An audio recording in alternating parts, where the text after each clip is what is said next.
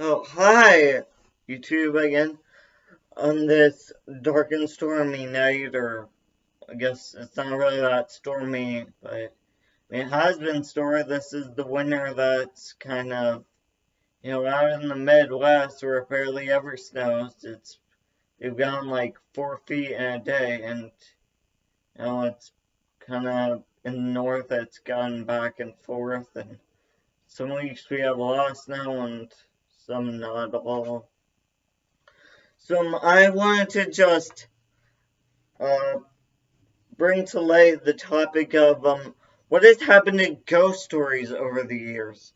I mean, it used to be so much more popular, You had a campfire, and there's always like people would tell stories about these creepy phenomenons that are unexplainable, or when some criminals go out to an island and they're kept on that island, and all of a sudden they get attacked by rats, and the rats spawn. They carry fleas or whatever, and the criminals have to run to the top of the lighthouse. And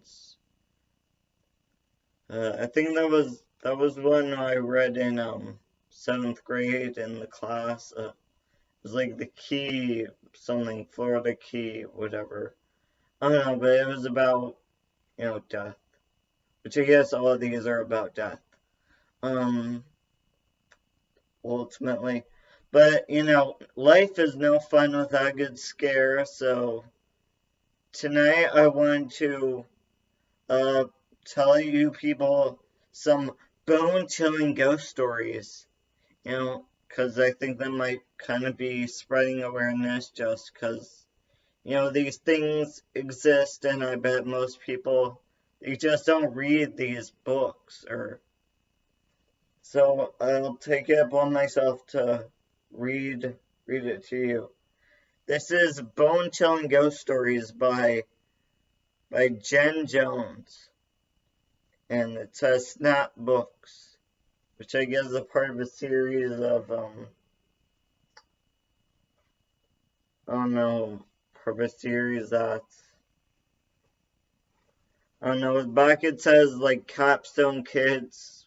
You can go on the internet and read a bunch more stuff like this, and so I guess it's part of this bigger organization or whatever.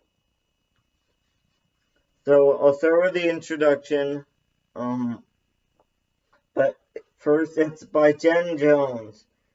The consultant Simon Bronner, distinguished professor of American Studies and Folklore, the chair American Studies program, and was published in Pennsylvania State University in Middleton, Pennsylvania.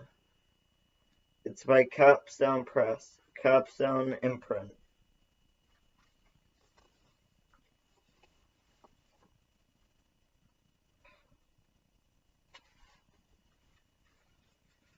Um, Published by Capstone Press in 1710 Rowcrest Drive, North Mankato, Minnesota, 56003, www.capstonepub.com. Copyright 2014 by Capstone Press. So I guess it's sort of more recent. I mean, I realize that in recent years there's just been less like ghost stories. People have turned to the internet more with like creepy pastas, and no one wants to, I guess, memorize those stories about dead people or apparitions and phantom phantom pirate ships or whatever. And but even I was a little sad when I was with my friends, and we were having a summer bonfire, and of course they wanted to tell ghost stories, but I mean they just had a book that was supposed to contain all the ghost stories from around here. And I mean I've read a lot of those books. They're good books, but I think how my friends are reading was kind of like not, I don't know, they're just not good readers. They read it like monotone, sort of like they never pause for a dramatic effect or emphasize a certain word or anything. So, yeah, I guess they're not theatric like me. They're not thespians. Um,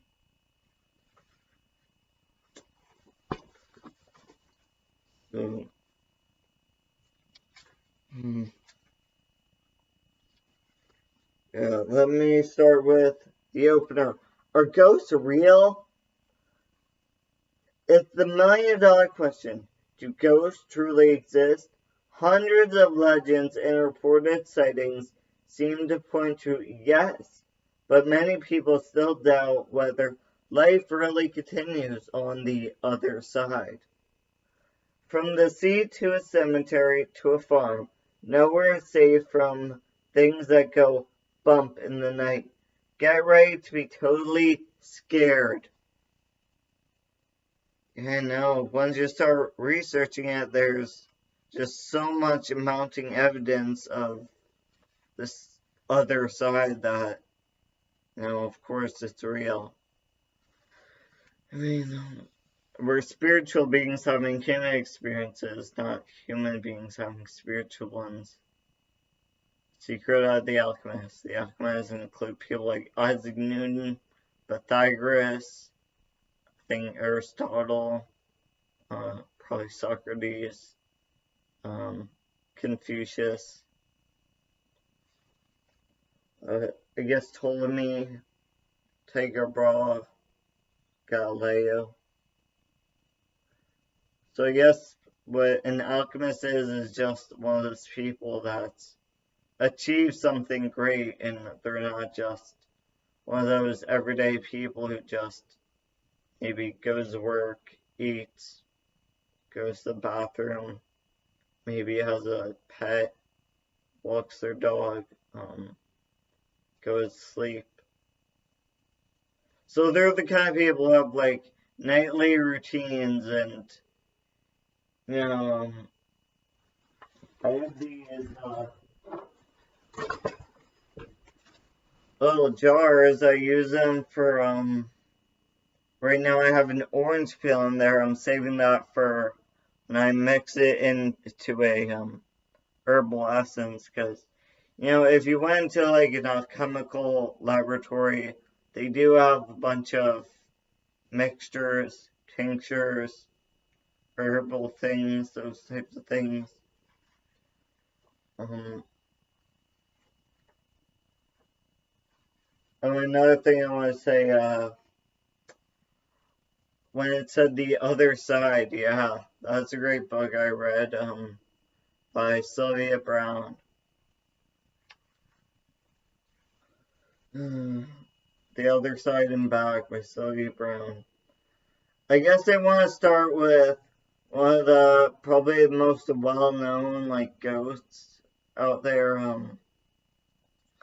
This is a section of the book called Famous Ghosts.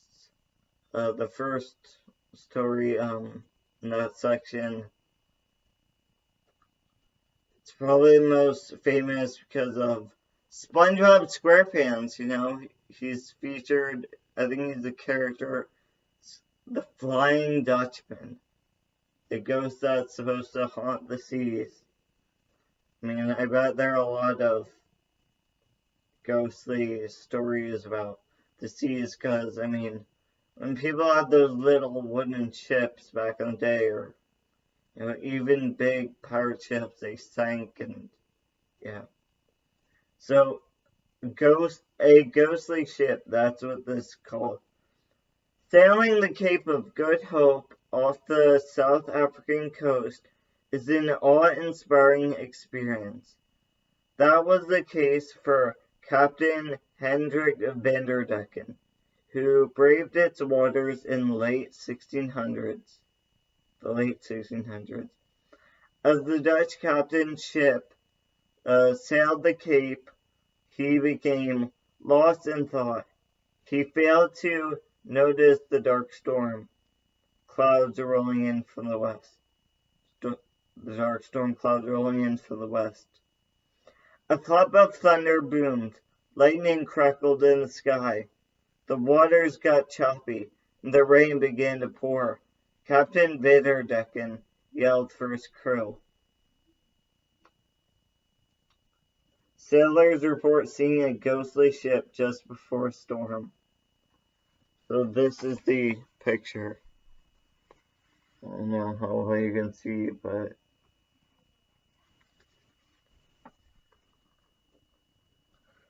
the crew members began working to steer the ship to safety. For hours the ship tossed and turned on the waves. The soaked crew got a ray of hope when the rain slowed. The sea became slightly calmer. Then, crunch! Crunch! The ship made a horrible sound as it hit a giant rock sticking out of the water. The ship began to sink.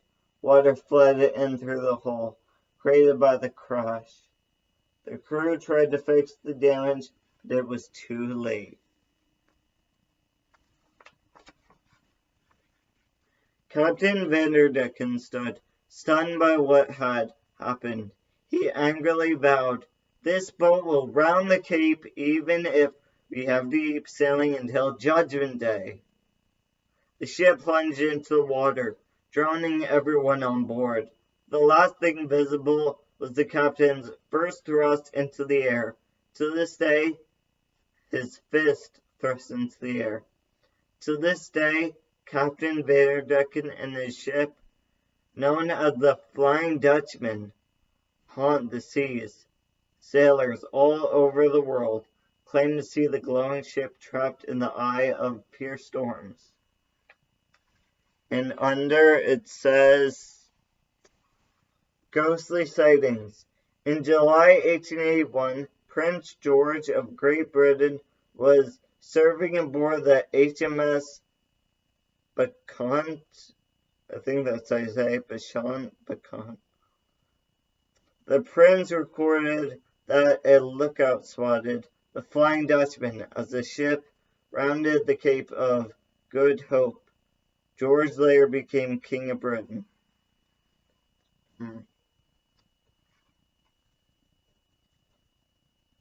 So yeah, I guess that's why they call it Flying Dutchman, because, I mean, he was Dutch.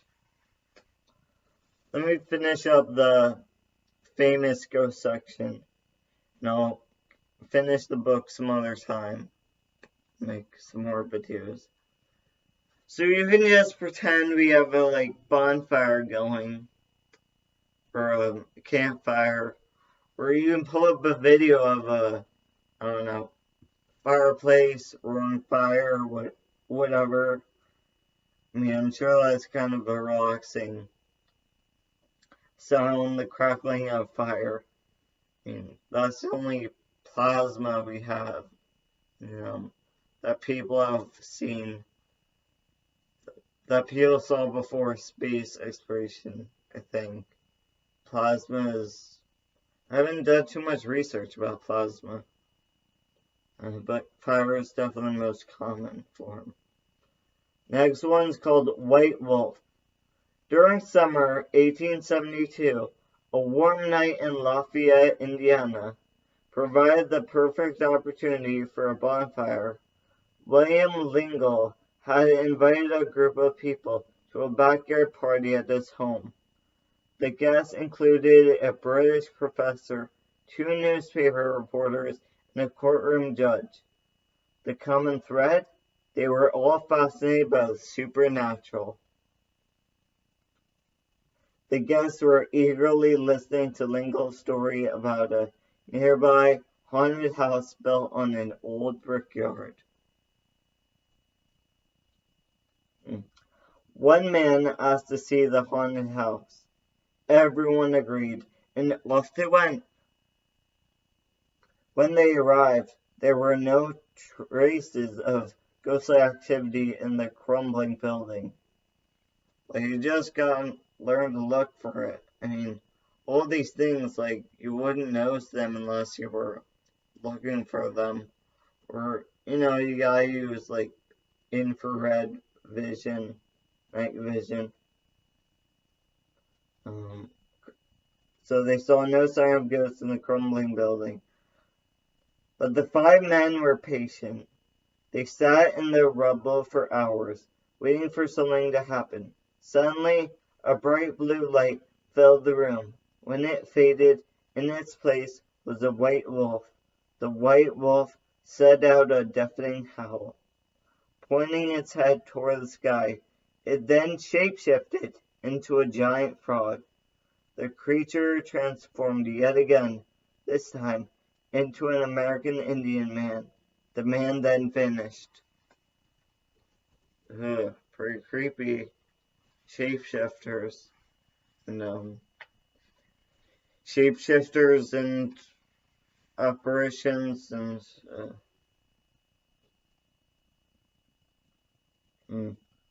The professor went back to Lingle's house. He returned with a metal wand. He used the wand to draw a circle in the dirt with a series of images inside. The rest of the men sat in amazed silence. Smoke rose from the circle. When it cleared, the American Indian man stood before them. He had a tattoo of a frog-like creature on his right arm. He spoke to the professor in a language no one else could understand. The professor shared the story. The powerful man was once known as White Wolf. He had been buried on a nearby Indian reservation after his death, yet his spirit had never been able to rest in peace. The city had begun to dig up the cemetery ground for new construction. White Wolf's ghost was doomed to roam Lafayette unless the cemetery was restored. Today, Sunnyside Middle School is located on the site of the ancient cemetery. No word on whether a white wolf roams the school's halls at night.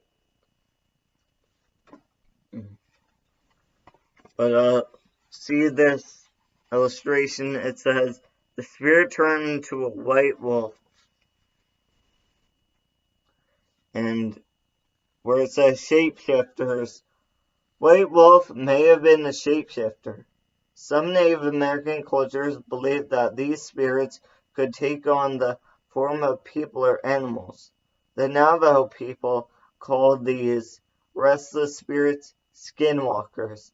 They believed that if a person looked deep into the eyes of a skinwalker, it could take over the person's body. The Navajo were said to avoid looking other people directly in the eyes. Yeah, all those Native American beliefs. Here's another story. A tragic queen.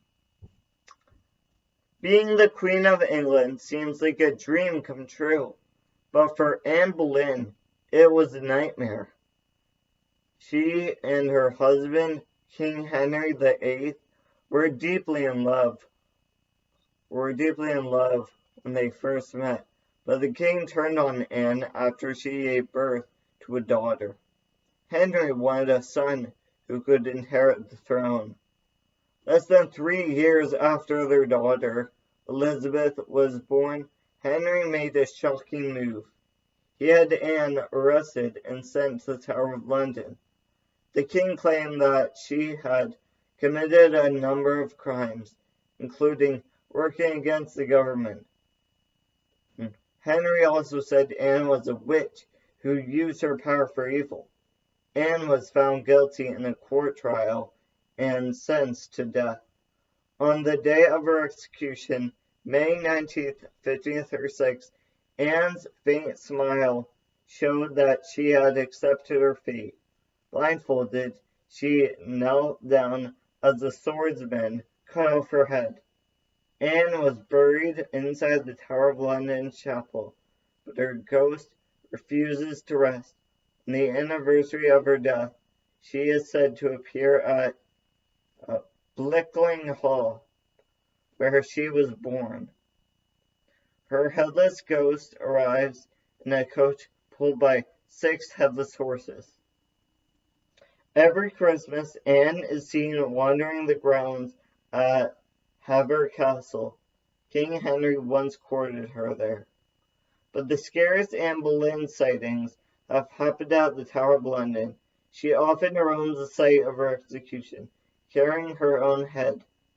Tower guards have been attacked and even scared to death by sudden appearances of her ghost. And then this is the illustration, or the photograph of, that queen. She has her ghost roaming the halls.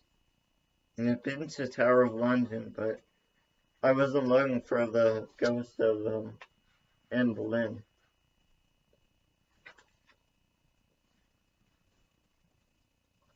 On about the last story where no word of White Wolf roaming the halls of Sunnyvale Middle School, buried on the burial ground. I read a ghost story about a college that was built where a mining company, they mined the caves and the mules carried the mules pulled the carts of coal. One of the mules that died while building the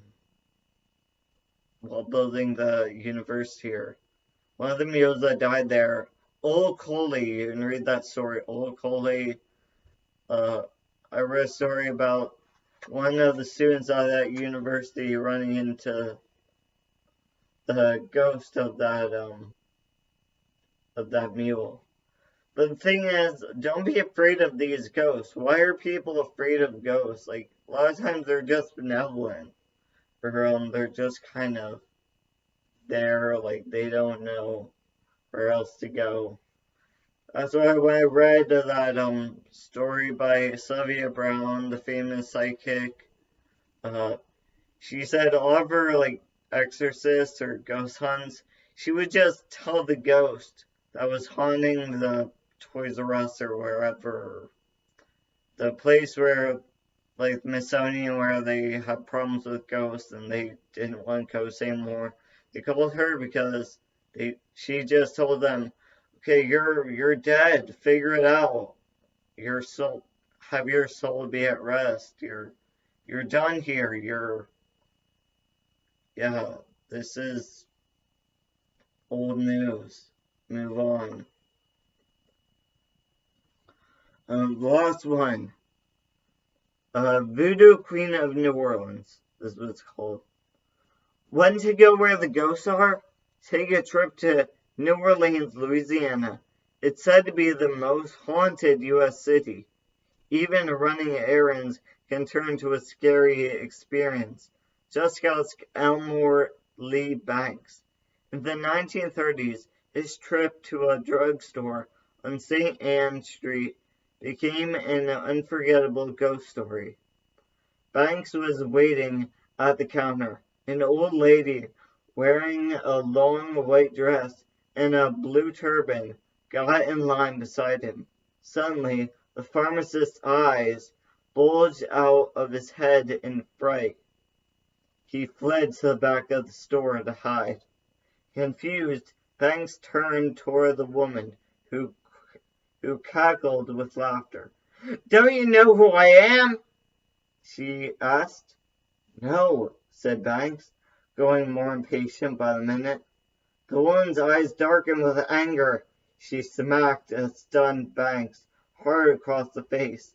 She then flew through the door and over the telephone wires into the neighboring St. Louis cemetery.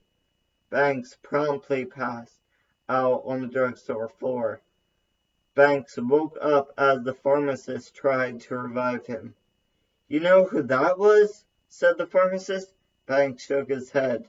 The pharmacist said the woman was the legendary voodoo priestess Mary Laveau. She died in 1881. Her angry ghost is said to roam St. Louis Cemetery with her loyal boa constrictor snake, Zombie. Son, you were slapped by the Queen of Voodoo. And it says, a hair-raising job. During her lifetime, Mary Laveau worked as a hairdresser for wealthy New Orleans women. She used her job to find out her clients' secrets and provide voodoo cures for their problems. Yeah, voodoo, that's a good song. Never did I wanna be here again, and I don't remember why I came. Candles raise my desire, why I'm so far away. No more meaning to my life, no more reason to stay. I'm coming back again. I'm not the one that's so far away when I feel this tank, but into my veins. Never did I wanna be here again, and I don't remember why I came. Hazing clouds rain over my head, empty thoughts fill my ears. I find my shade by the moonlight, while my thoughts aren't so clear. Demons dreaming, freezing, feeling, breathing, breathing. I'm coming back again. Voodoo, Godsmack. I know I've taken a trip to New Orleans once. It was a nice place. We did a ghost tour. There was a lot of ghost touring. There was a zombie shop, for voodoo stuff. I didn't know about the Voodoo Queen's ghost, so I didn't go to the cemetery. But my brother, when he was a kid, my parents told me when he was young, he'd always want to go hang out in cemeteries, like see who was there. I mean, I kind of now, I just like to wander through cemeteries, even if I don't know anybody there, because who knows what would happen.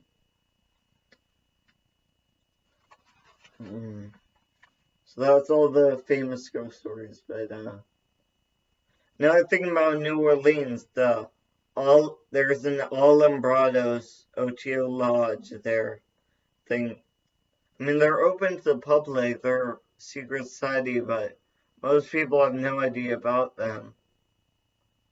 But at first I thought it was just New Orleans, because when I read the book, Alex Mars, which is America, like, she said she went to New Orleans for her OTO initiation, but no, then you find out the OTO is everywhere. They have lodges in, like, all over the country, and I think they're international or just all major cities.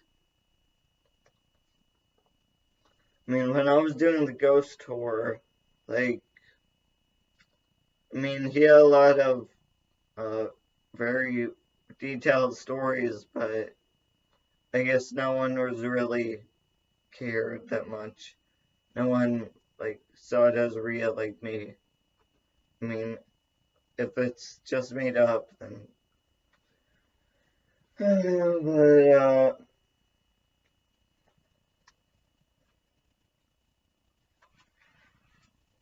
so those are all the famous ghosts, but there are a bunch more.